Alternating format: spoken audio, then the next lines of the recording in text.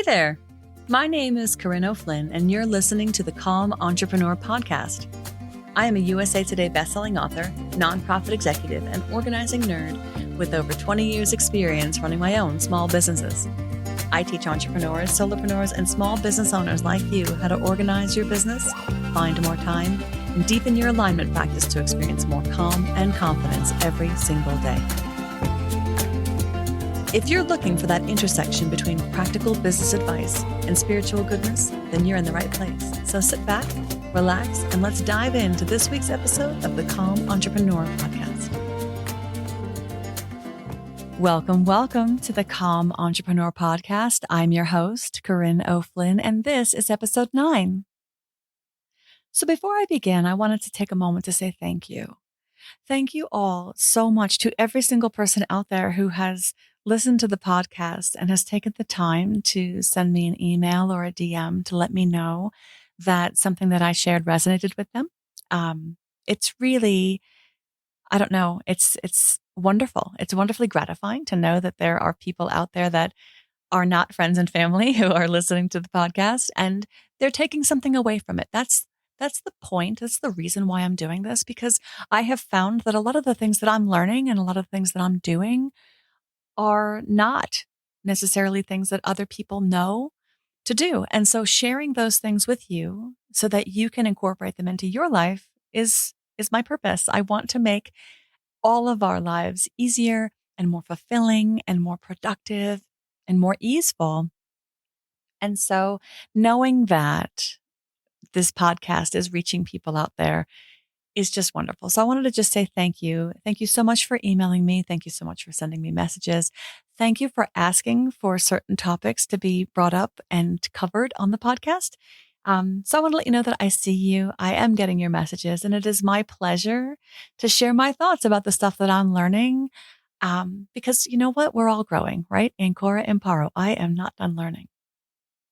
So today, by request from several listeners out there in podcast land, I wanted to talk about the benefits of incorporating a slow practice into your life.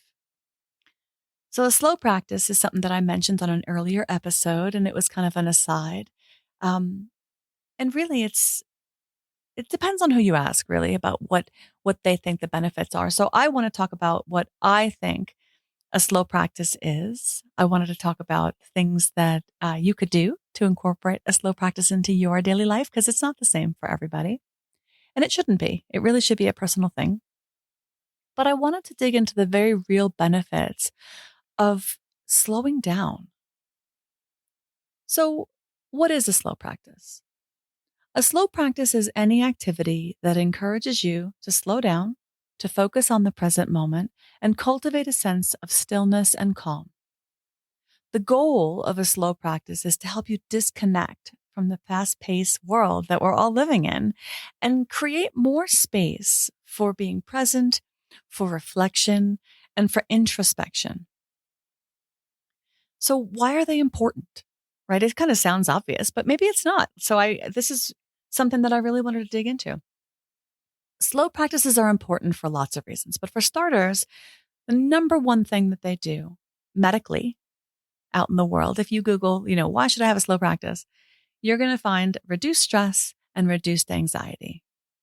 So in our fast-paced world, it's easy to become overwhelmed, right? We feel like we're always on the go. And by slowing down, you give your mind and your body a chance to rest, recharge, and feel more relaxed. But slow practices can also improve your focus and your productivity. And when you take the time to slow down and focus on a specific task, you become more engaged in the moment. You become more present, which can lead to improved focus and productivity. Musicians and athletes use a slow practice to break down the movements of their body while training.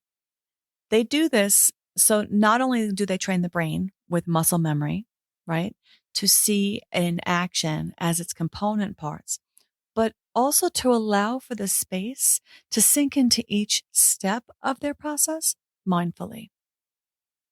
In addition to reduce stress and feeling less overwhelmed, a slow practice can also enhance your relationships. It can boost creativity.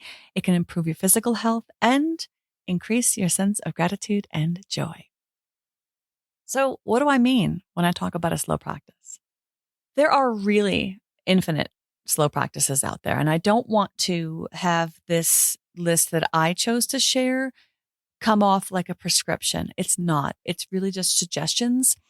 Things like this and things that produce these outcomes in you qualify as a slow practice. So take what I've got here as the jumping off point, or take exactly what I'm telling you to do. Whatever it is that fits with you is really where you should be spending your focus and putting your time. And the other side of that coin is, it's something that I talk about all the time. Whenever you're trying to develop a new habit or bring in something new into your daily life, try it on, give it a couple of weeks to stick.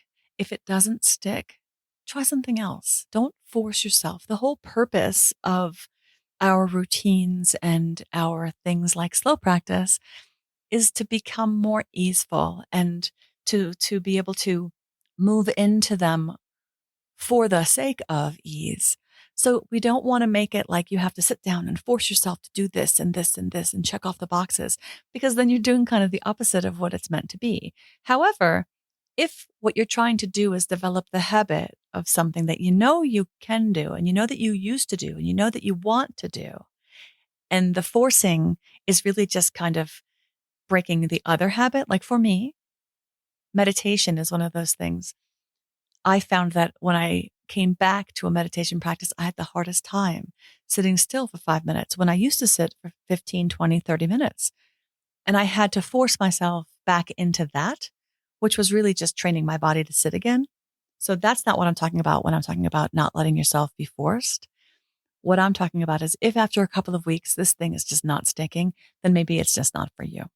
So there are many different kinds of activities that you can include in a slow practice. And my number one, I just mentioned, is meditation, right? Meditation, of course, is all about cultivating a sense of being present. This can involve sitting quietly, focusing on the breath, and letting your thoughts be observed and then just float on by, right? And there's a reason why meditation has been around for thousands of years. And for those of you who have tried meditation but found it didn't click with you, I urge you to try it again. Seek out apps. There's so many apps out there now that have guided meditations that are for you. Headspace is one that's fantastic, and Calm is another one. You can also check out guided meditations at your library. And I'm talking about specifically audio versions of guided meditations. You can also find them all over YouTube for free. You can also download them through Audible or Spotify.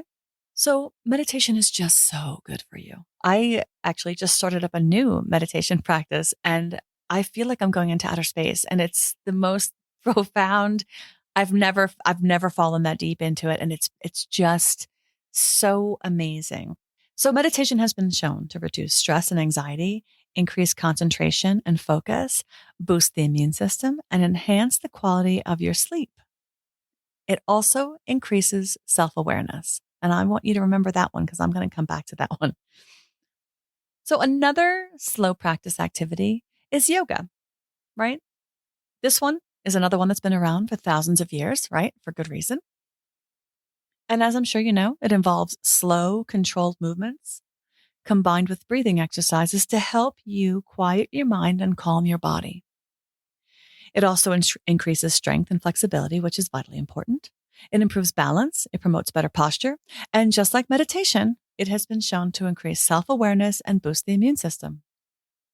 Of course, not everyone is physically able to practice traditional yoga, but if this is something that you've been curious about, or you've done it in the past and fell out of practice, maybe it's time to bring it back in.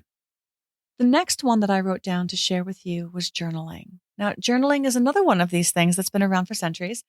So whether I watch historical movies or read about famous people from the past, everybody in the past is always keeping journals. Have you ever noticed that? They're recording their thoughts and their happenings. They're writing their memoirs. And maybe this is just the writer in me, but I've always found that practice to be so juicy and appealing. Not that I want to publish my memoirs. I don't know that I'll ever do that. You know what? Never say never. I'm not going to say that I will not do something like that, but that's not the reason why I journal. But just the act of sitting quietly and dedicating time to the writing down of my contemporaneous musings.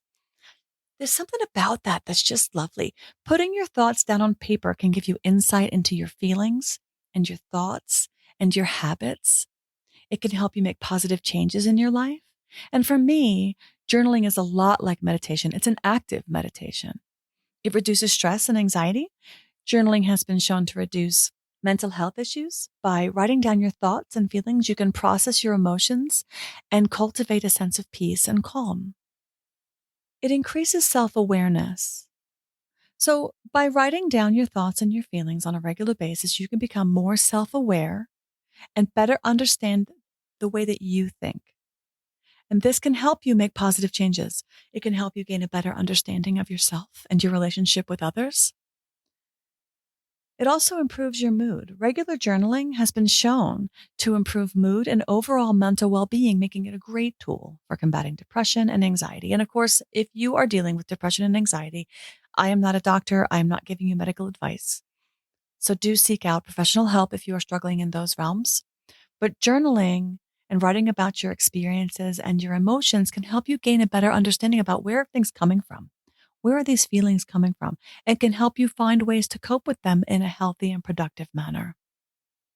So the bonus side effects of journaling, it's been shown to boost creativity and productivity. So whether you're an artist, a writer, or simply looking for a way to unleash your imagination, journaling can help you tap into that inner creativity and bring new ideas to life. It can also help you stay organized, which is one of my favorite things. And it can help you make sure you're focusing on what's important. So, like I said at the top of this episode, there are so many things that count as a slow practice, and they don't all require that you're in your house in the quiet. You can take a walk or go on a hike, right? Leisurely walks and hikes in nature can help slow down and connect with the environment and clear your mind. Reading, taking the time to read a good book without any distractions can be a great way to slow down and relax. And, it's interesting. And I know that I've shared this before. Reading is one of those things that I found especially challenging lately. I know that I've talked about this on earlier episodes, but during the pandemic and lockdown and over the past several years, we have moved our lives so much more online, and that's wonderful. It's wonderful. It's been a solution to so many problems, and community has thrived as a result. But staying online has made it really difficult to expand, for myself at least, my ability to keep my attention on something, to focus for a really long time. And I remember forcing myself to read a paper book. The very first time I tried to sit down with a paper book after being online and reading everything digitally and ebooks and audiobooks, I had to fight to get through like a page of a paper book. And I was like, oh my goodness. So of course that has changed now through cultivating a habit of making myself read on paper again. But I'll tell you, it's no joke that we do crave, and our brains are hungry for slowing. And I don't think I'm ever going to stop talking about that, because it's so easy to get caught up in the busyness of all the doing that we're doing and lose track of the fact that, we're spinning at a really, really high rate, and we need to bring it back down. And one of the best ways to do that is a slow practice. So reading is a great way to cultivate a slow practice.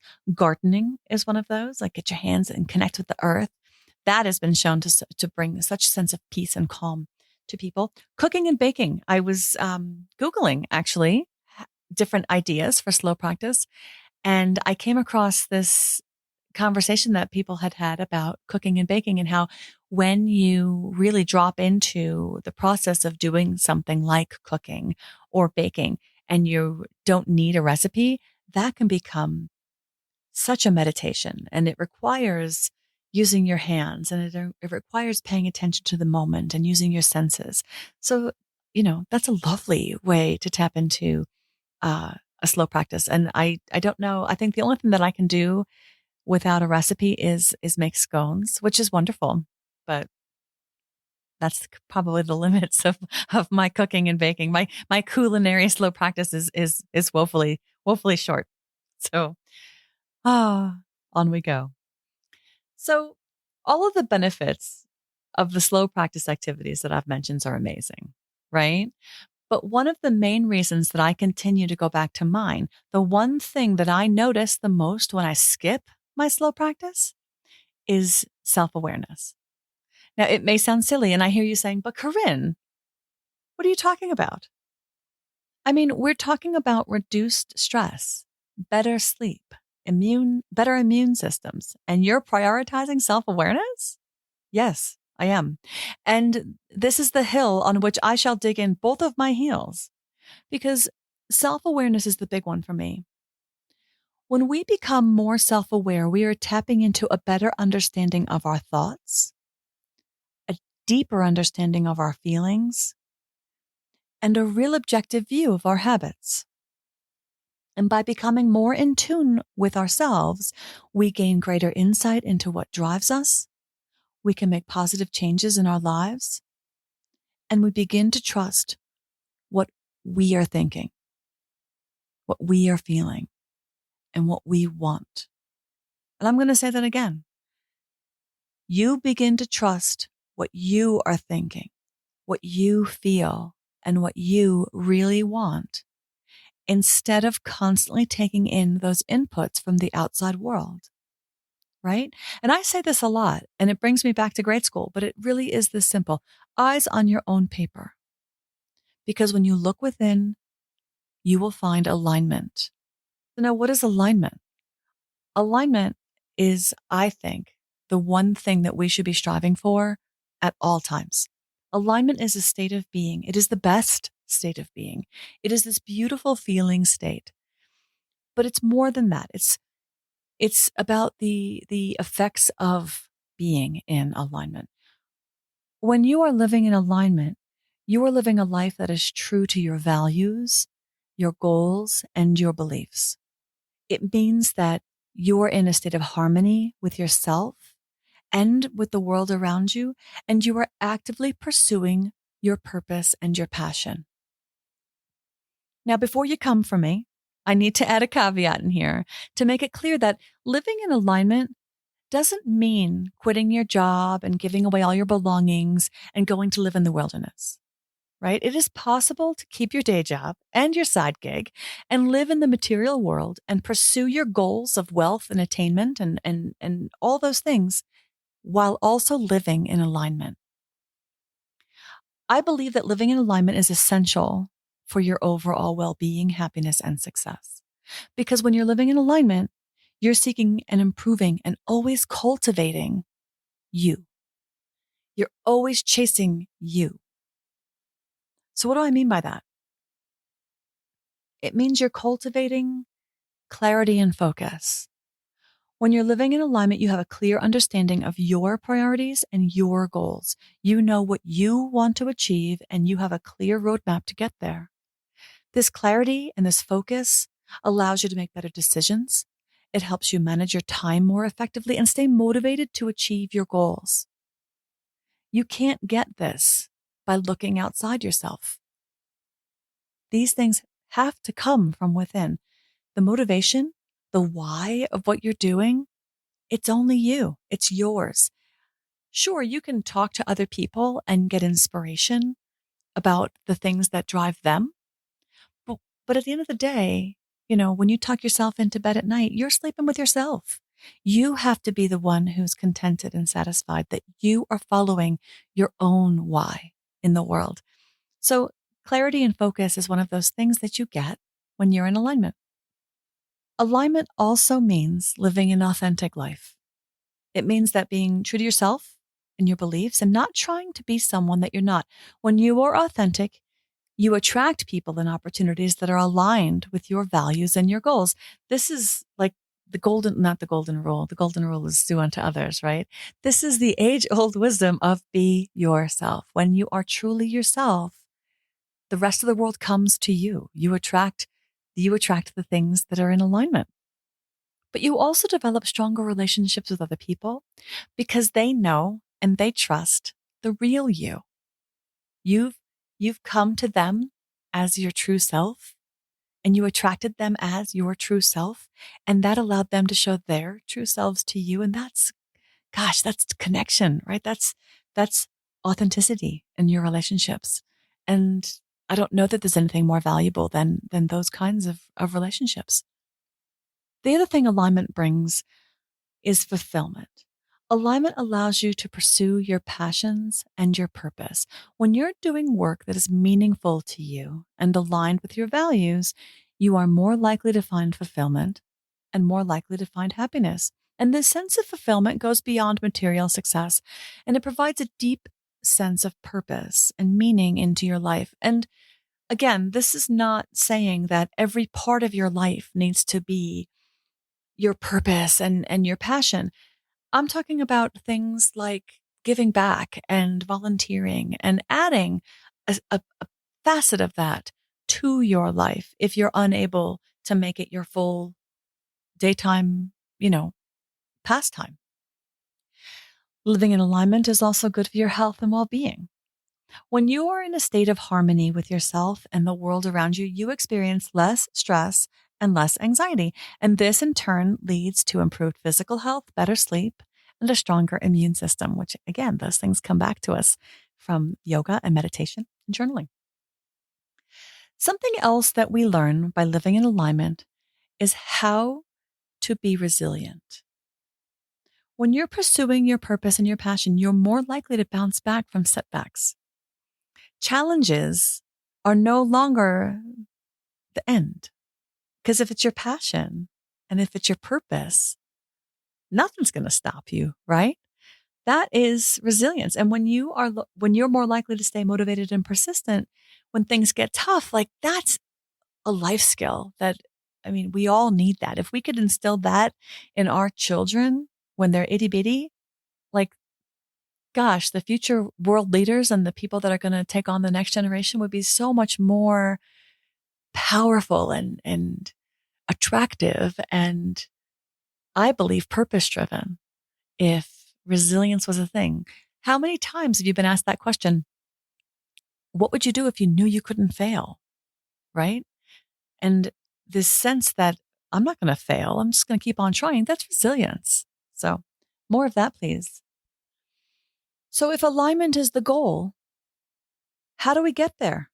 What is the quickest way to find out what makes you tick? How can you uncover what brings a sense of well-being and happiness and success? What is the fastest way to discover your passions and your purpose? How do you find out what feels authentic to you and what doesn't? How can you tap into that thing that will bring a sense of fulfillment and meaning into your life?